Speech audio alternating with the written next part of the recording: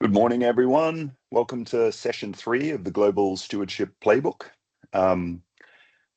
Before we get started, a few housekeeping matters. First of all, if everybody could just keep the AI note-taking off the chat, we are going to be capturing the transcript of the speakers' sessions. So we're happy to share that with you. Let's save energy and avoid unnecessary use of AI. Second of all, as I said, session's going to be recorded. The video will be available and the transcript as well. We will only be recording until the speakers have finished. So we won't record Q&A so that you can be as brutal as you like and don't need to feel like you need to hold off. Yeah, so Paul, if you don't mind just turning off the AI, we will provide the transcript afterwards. Let's try to be as energy economical as possible here. So yes, we very much welcome questions at the end. The recording will be off, so you can be as honest as you like.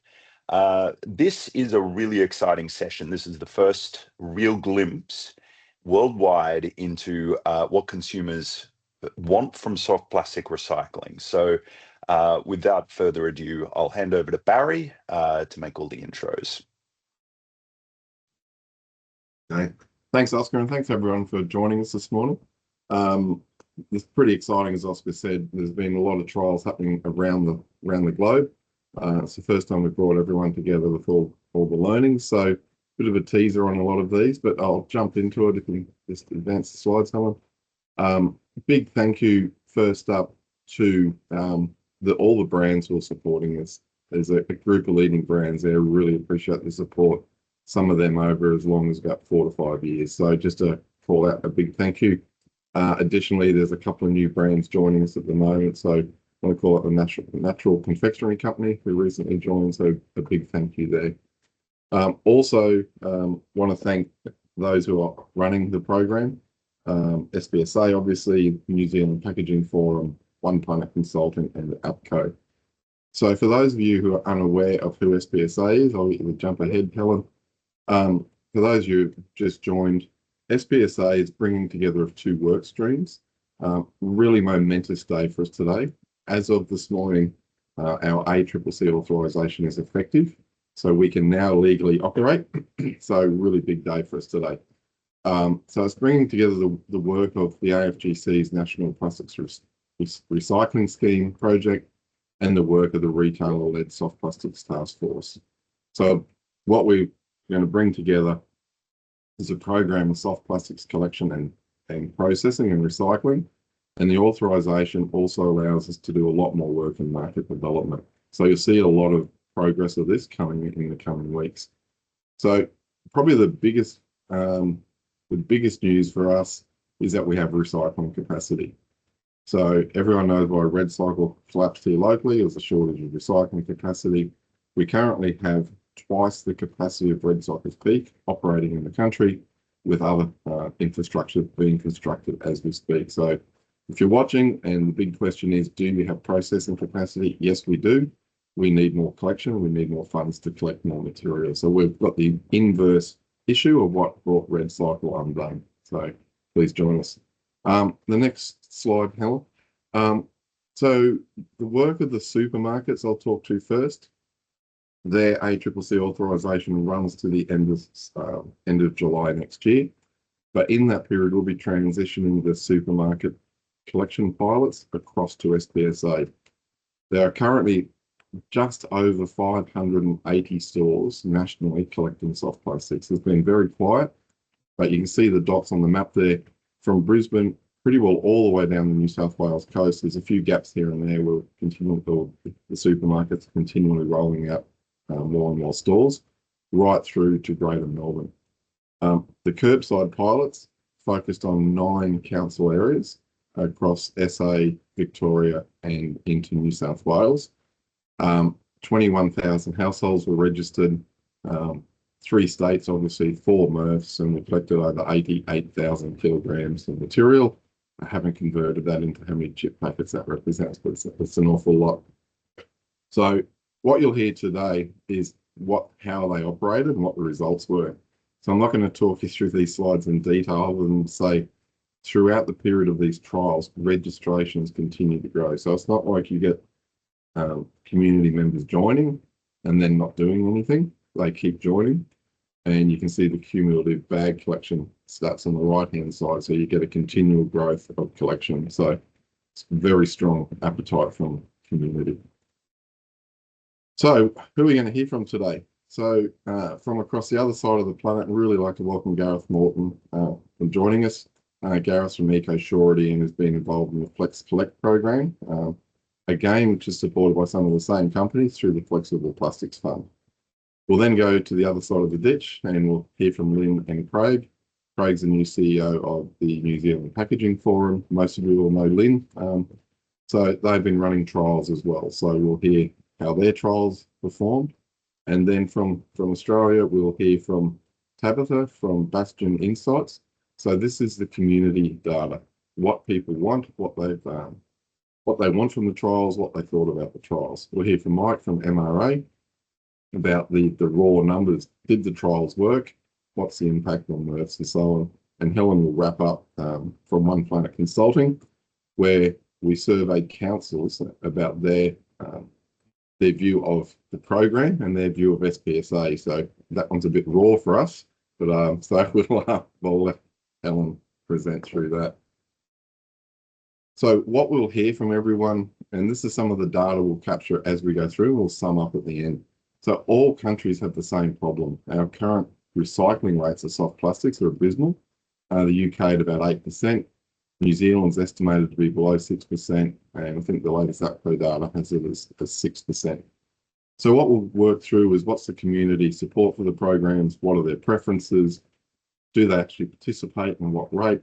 How much are they putting in bags? Are the bags bursting? Are they filling the bags with contamination?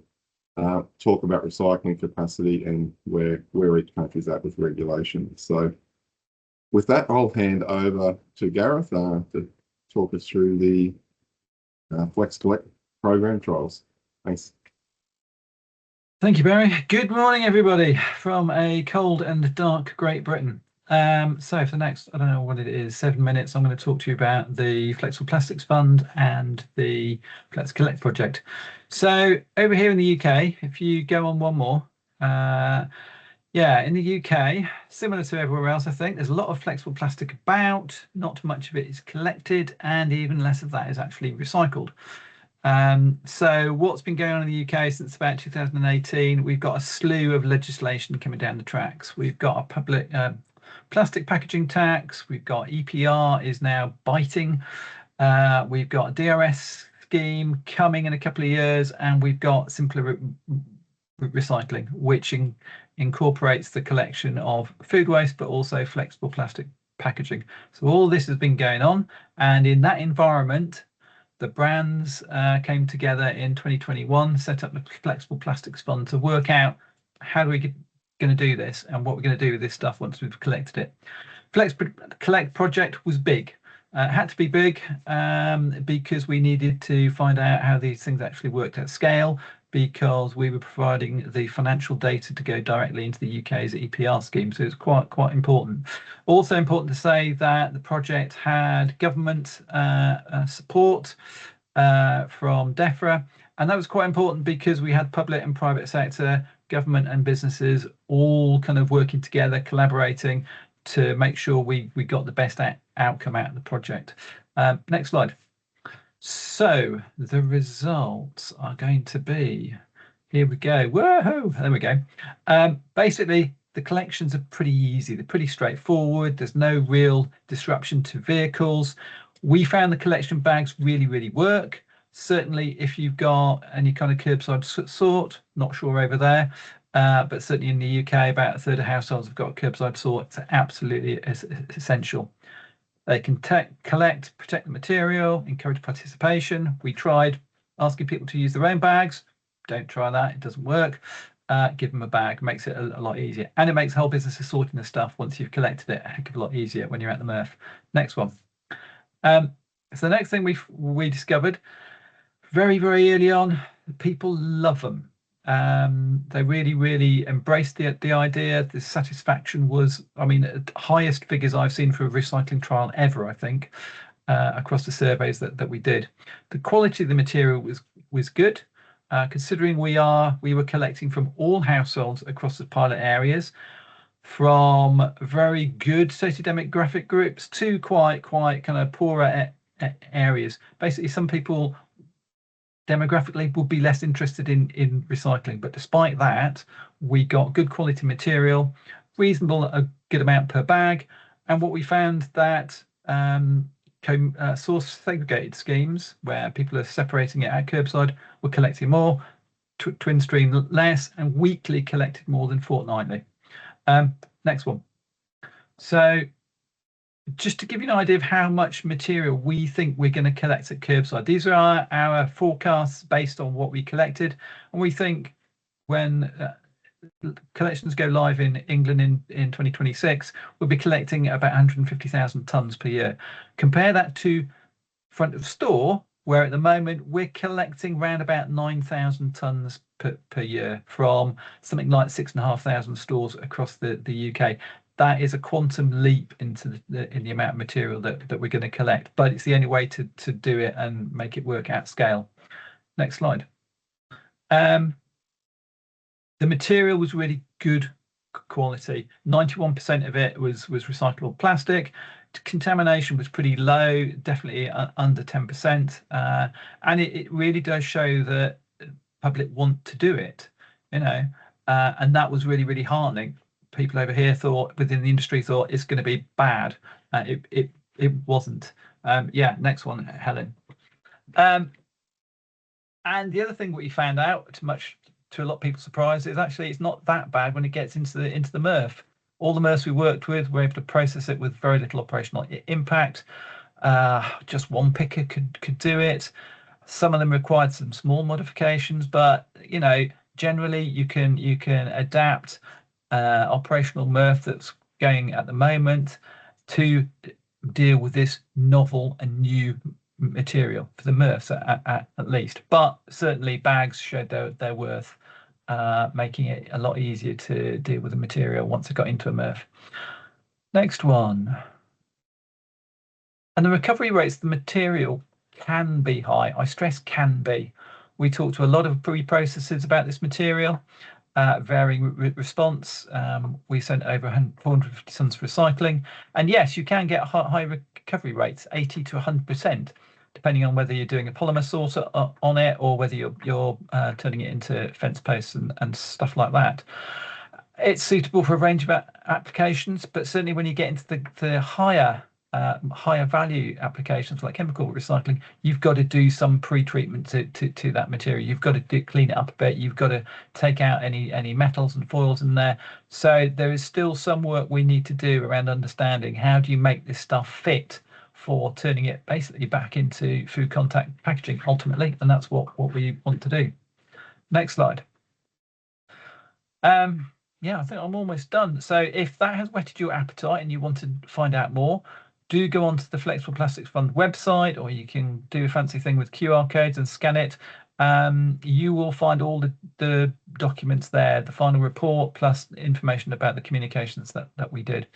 Okay, I think that is me done. Yes, it is. If you've got any questions that we don't answer, you can contact us there, and I will hand over to Lynn and Craig. Lynn, over to you. And I think hello, Craig everyone. Yeah. Yeah, no, I'm in. Yeah. Had to jump Okay. from another call. Thanks for the previous presentation. Myself and Lynn will take you through a bit about what's happening in the soft plastics recycling scheme in New Zealand. I'm Craig. I'm the CEO for the Packaging Forum, and Lynn will introduce herself. She'll cover some of the local trials we're doing. So a bit about the scheme itself and what it is and what we do. Our organisation, which is a membership-based group called the Packaging Forum here in New Zealand, we operate 4 schemes. That includes glass recovery, soft plastics, food and beverage cartons, and also caps and lids, which cannot be recycled curbside in New Zealand.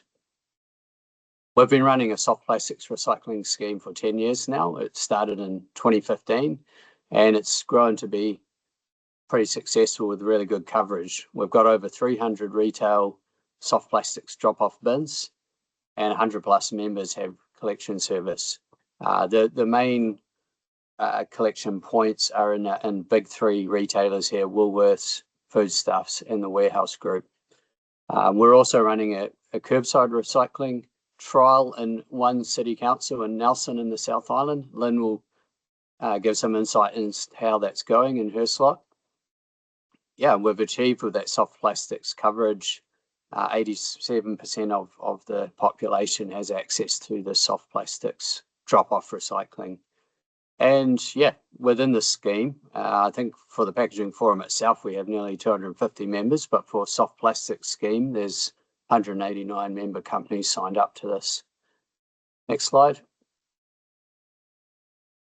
How have we been going the last couple of years?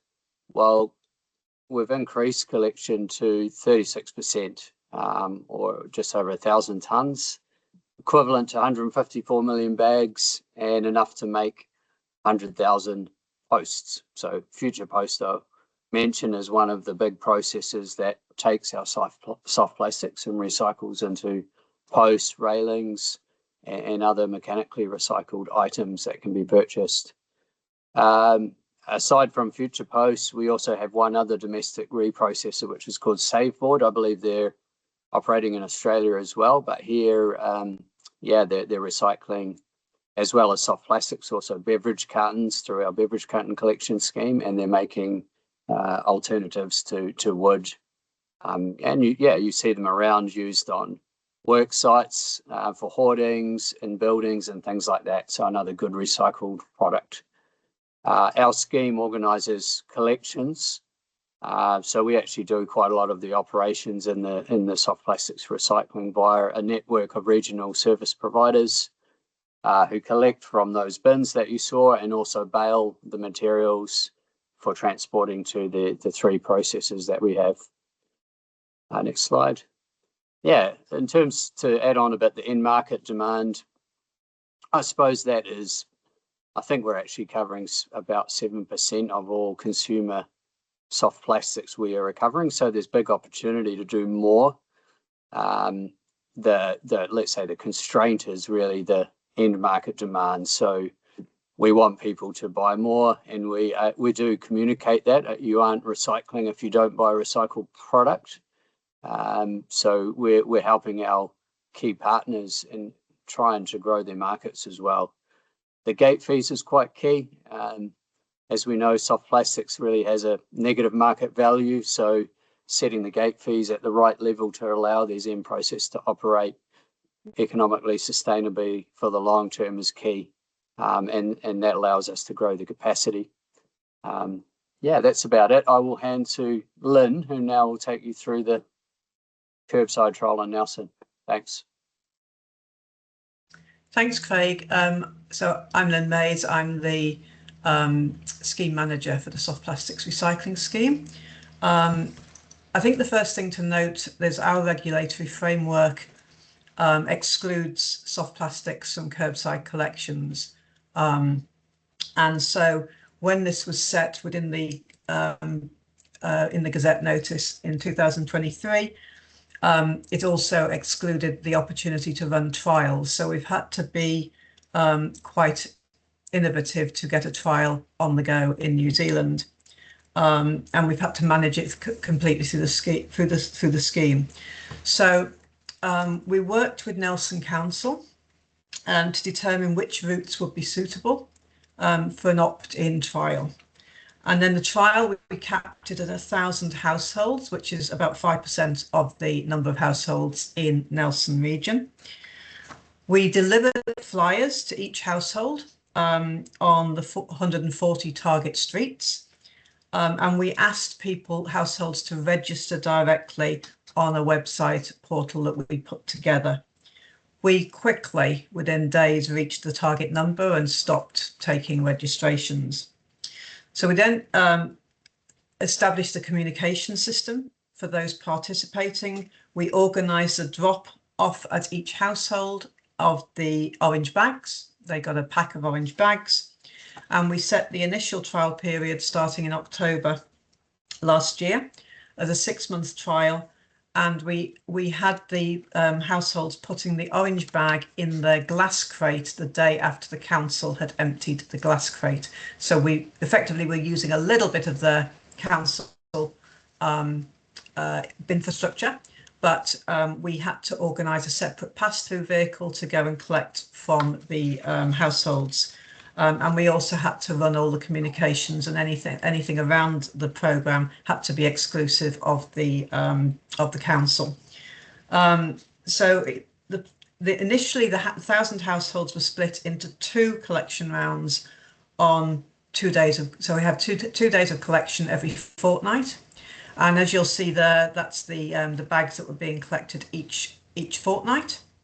And then you'll see with the move from phase 1 to phase 2 in June, we moved to just a monthly collection, both to reduce costs and also because following some market research, people were happy with that frequency. Next slide. So remembering that compared to the UK and Australia, these results are based on one trial in one location, and households opted into the trial, so are motivated to do the right thing. We collected 7.4 tonnes of soft plastic over 12 months from those 1,000 households. The average weight of a bag is 572 grams. We asked people to stuff them full as possible and not put them out if they weren't full to minimise waste of the bags. And people actually respected that and filled them as full as possible. Very little contamination. We had on average about 6 bags a week that were not were non-compliant. And on average, the 1,000 households were recycling around 1 bag a month or 12.8 bags in the year. As you'll see, we did note that that we reduced the collection costs by 72%, moving from effectively 4 collection rounds or collection a month to 1 collection a month. So that was obviously a big parameter for changing the frequency. And next slide. We also did some household survey. This was incredible. We sent out the survey to 1,000 households and we had 70% response rate within about a week, with people telling us how much they loved it. Most people had never used the drop-off service before, or had only occasionally used the store drop-off service. So this was opening it up to new people who haven't been involved in soft plastics before. 92% said it reduced their waste in the rubbish bin, which is great. And next slide. And we also checked in with about willingness to pay. So what we asked was, would you be willing to pay for the orange bag to get replacements and to continue the trial? And more than 2/3 said they would be willing to pay to keep the service going. And of those, the majority said they'd pay up to $10 for 20 bags. So next steps. We've been working with the ministry to confirm the process for applying for a trial using the council collection systems, and we expect to have that a resolution on that in the early part of next year. So we're also continuing our discussions with Nelson Council to see how the trial could be reset within the council collection system, so either the commingled bin or the glass crate, but to actually leverage the fact it's picked up on a council truck and with council support for comms, bags, etc. And we've also now got interest from other councils in running trials within the commingled recycling system. So it's all a work in progress, but I do have to say a huge thank you to Gareth and the team at Flex Collect and to Barry and the team from SPSA, because we have stolen with pride from your hard work before us. Thank you.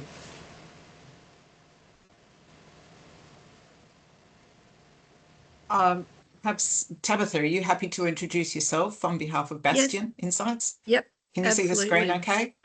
It's Right. still on the previous slide. That's me now.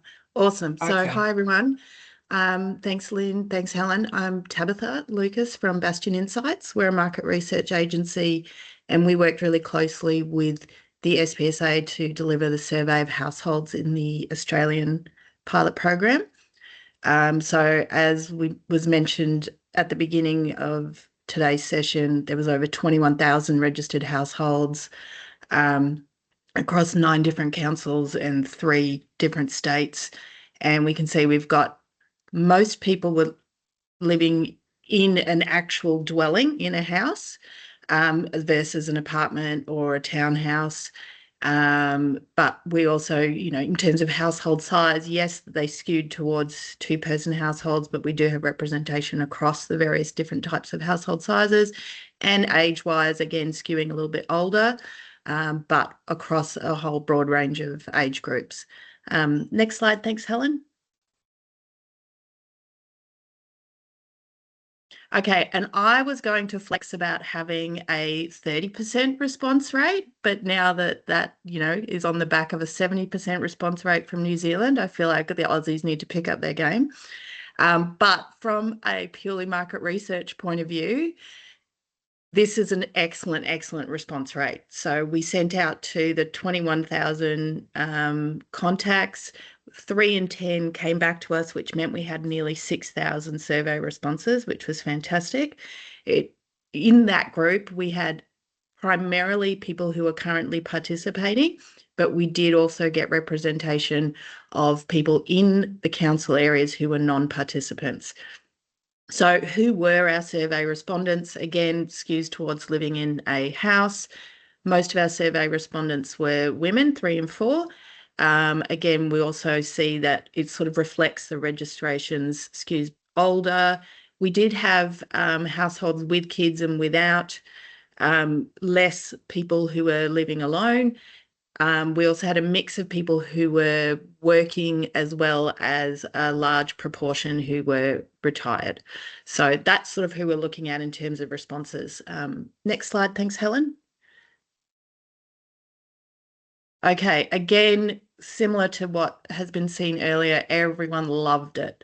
So when we asked people to rate the program on a scale from 1 to 5, 1 being terrible, 5 being excellent, 96% gave it a 4 out of 5. And 98% said they were extremely likely to continue. Not just likely, extremely likely. So they're definitely, the program is working for them. Comments like so easy and convenient, and then also comments really talking about how they're wanting this to be rolled out further. So it should be permanent. We need a nationwide approach, those sorts of things. So there's a whole lot of motivations, reasons people chose to participate. These are things that we can leverage in communications going forward. Essentially, the number one, 92%, is to keep soft plastics out of landfill. So from a consumer behaviour point of view, that is like the immediate benefit. That's something to tap into. And then what you would expect as well is to do something positive for the environment, but also to help Australian recycling capabilities grow and support good initiatives from industry and government. So we also asked people, how would you prefer to participate in the future? So we gave them the options of curbside, supermarket, and drop-off at a council depot, and asked them to rank them from 1 to 3, 1 being their most preferred. And you can see that 96% rated curbside as their absolute preference. Only 3% rated supermarket as number 1, depot number 1 was only 1%. So we can see that curbside is absolutely the preference, followed by supermarket and then depot. So we also see that there is really strong support for the program in terms of, if we look at bag access being easy, rating the program a 4 out of 5, extremely likely to participate. There are incredibly strong numbers regardless of the particular pilot model. So there was 3 models, opt out where everyone had it delivered to them and they could choose to participate or not, the bags. Opt in where they registered and then they got them delivered, and then opt in where they registered but then picked them up from council. So regardless of the model, they all performed really well. Next slide. Thanks, Helen. Okay, so what's really important going forward from the future of the program, as well as participation from households, is about balancing the ease of access and participation versus the cost to the program and quality engagement. And what I mean by quality engagement is actually participating in the recycling in a way that's compliant, filling the bags full, that sort of thing. So while bag delivery to homes for free will naturally have the greatest reach and will reach everybody, the cost of the program isn't necessarily warranted given what we've seen in terms of the success of the pilot. And there are those natural tensions between reducing points of friction versus the value of an investment and commitment from participants. So what we see is that participants who positively self-select to participate are more engaged and more likely to use the bags properly and that sort of thing. So, sorry, Helen, I'm just the slide swap. So in terms of future communications opportunities, what we see, sorry, you can go to the next slide, thanks. Sorry. Okay, so in terms of communications opportunities, that's something that, sorry, which slide are we on, Helen? That's okay. You want to talk about comms? I'm happy to talk about either. I'm just confused with the changing of slides. Okay. Okay, we'll talk about comms. So future communications opportunities. Essentially, there's some easy things to do. I would suggest investing in communications professionals because they will do it the most justice, as well as making sure you've got clear, consistent messaging across the various councils. That was something that we got feedback from participants. Also in terms of best practice approaches, how to basically get the messaging out to people in a way that they participate effectively, they know what they're doing, all of that sort of stuff. There's also opportunity to build trust and commitment and motivation by giving feedback and closing the loop with households. So you don't need to necessarily give them a whole lot of detail, but people are really engaged in the program. They love getting feedback about their efforts, demonstrating the impact. They're asking for that feedback, like, I want to know that it's working and that it's doing something, so please tell me. In terms of future growth opportunities, these were sort of the three groups that were potentially harder to reach with the current program. So families with kids, there's a whole lot of blockers, you know, busy lives, lots of things going on, multiple members of the household. So there's ways to make it easier potentially for them to participate by focusing on, okay, if we've got a family, how do we help them participate? How do we help the kids participate?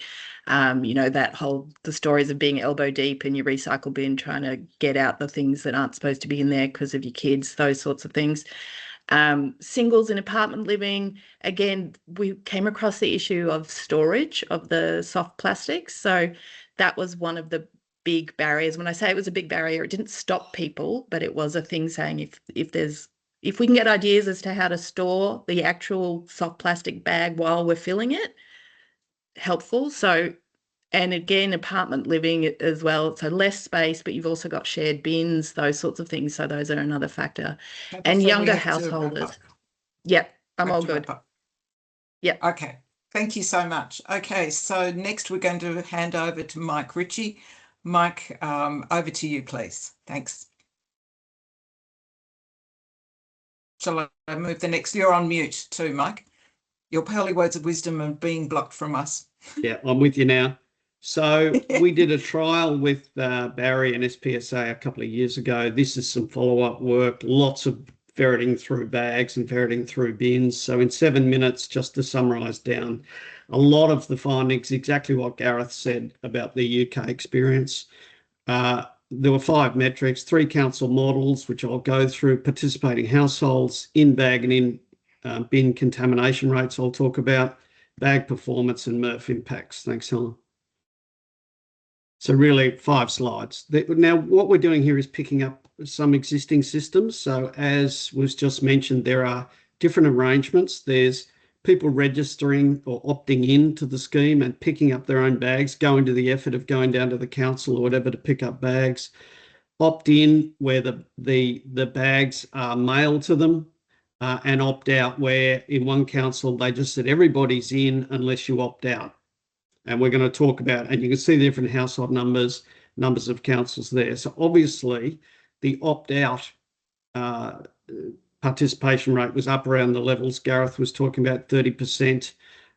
The opt-in services are much lower, and there's a number of councils now doing opt-in services with Kirby, and they're about at the same level, slightly higher, in fact, at 10 to 15% participation rate. So you can see the opt-out model drives higher participation rate. Thanks, Helen.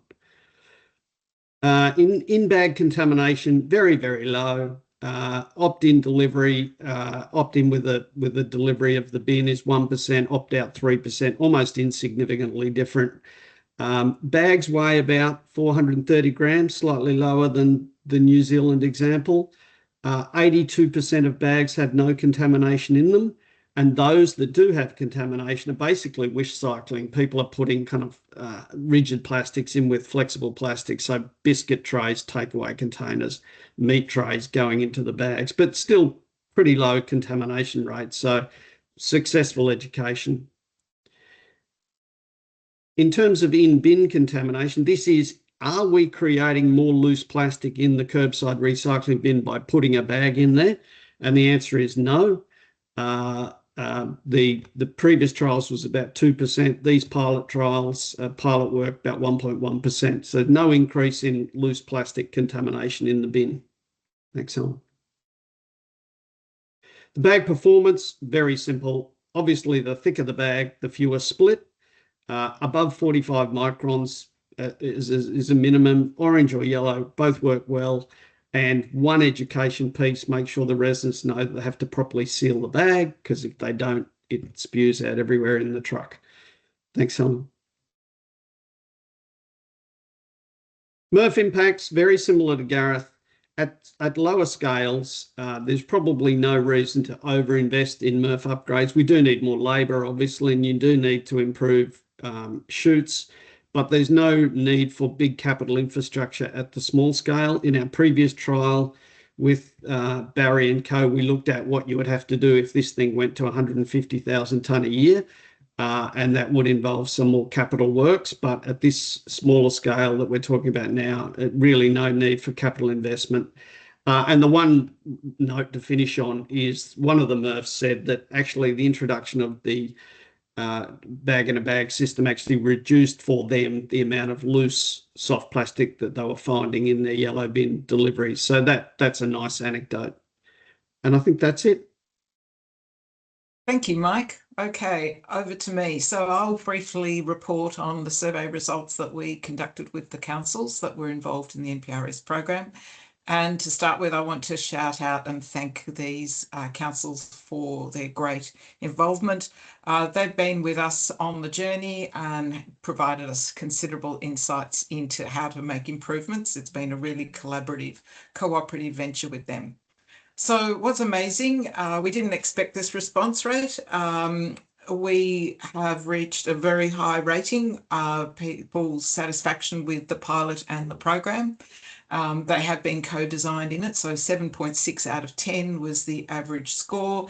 And their rating for us, we put this question in with a bit of intrepidation. We weren't sure how we were going to be, what response we were going to get, but we got an 8.1 out of 10. So I think that's a great indicator of the great collaboration and relationship we have between the councils and ourselves.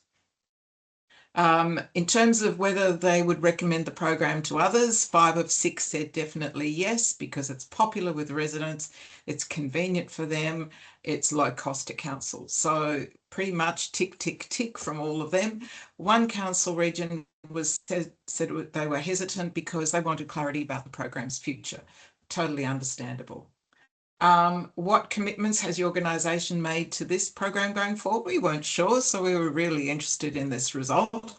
But 4 of 6 have basically said that it's part of their household service going forward. That's magnificent feedback for us.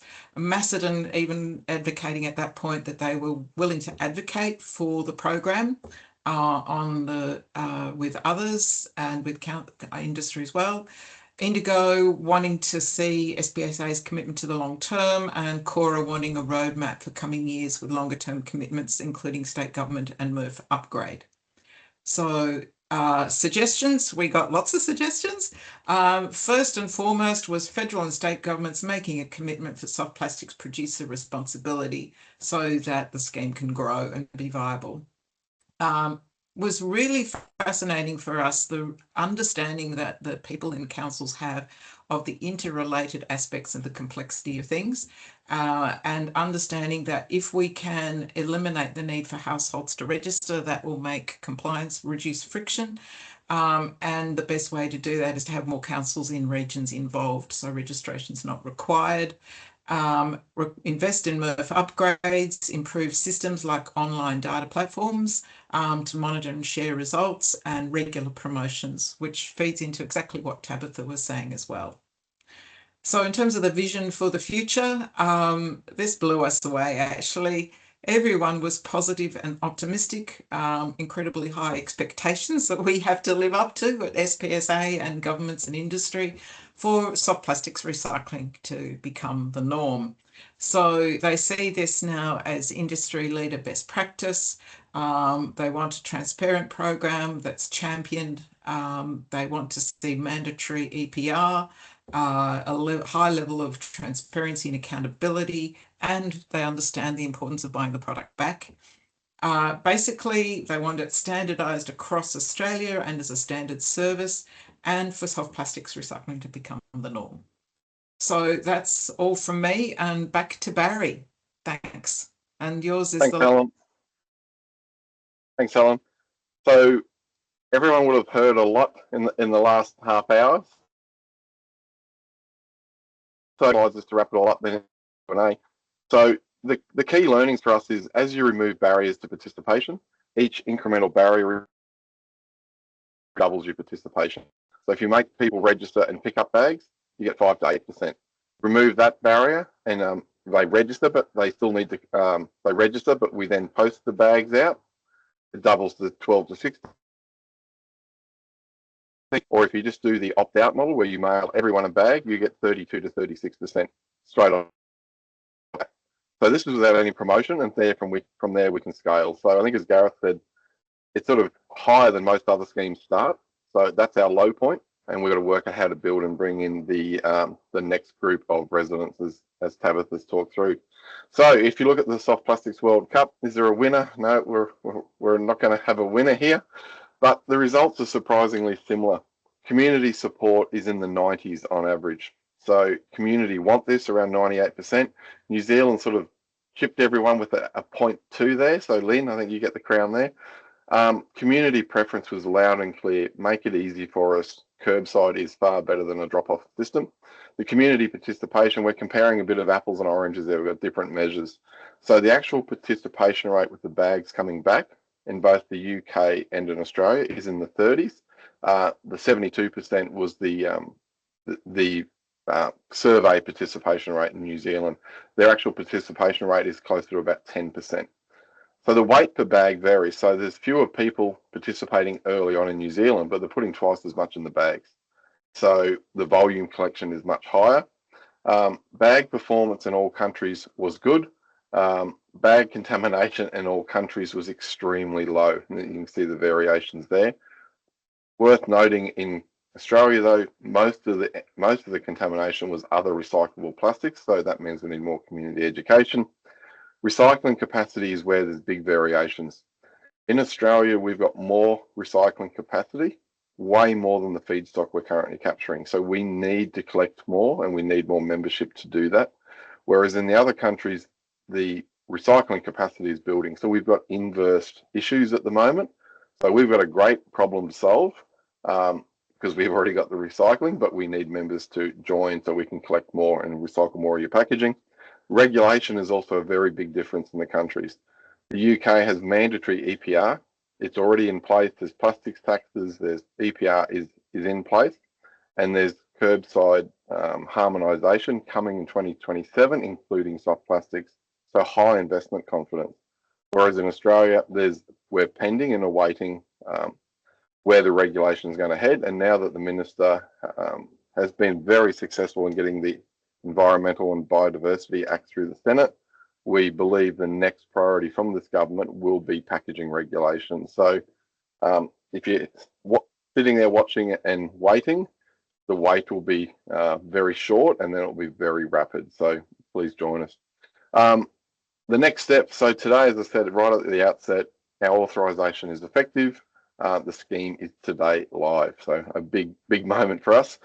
10th of December, our RFI closes. So if you're looking to participate in the scheme in any way, whether you're a collector, transporter, information tech provider, retailer who wants to collect material, please fill in the RFI. It's not onerous, it's very light touch. And then in January, February, we'll have the scheme launched. The agreement with APCO will be in place and APCO will commence the invoicing. We'll have an additional recycler operational. And at that point, we'll expand the community access through supermarkets and select curbside services through councils. What will be ongoing is the collaboration between the parties you've seen today. Lots of learnings to achieve, lots of synergies with New Zealand we can work on. So we're working on both of those behind the scenes right now. But at that, we'll turn off the recording and we'll open the microphone for any questions. There's lots of questions in the Q&A, so rather than go through those again, I'll throw it open to anyone who's got a question if they want to put their hand up, and we'll go to you. I think Manny, you've had your hand up for quite a while, so happy to take any questions. Just noticed the microphone. There's some questions in the chat, Barry. So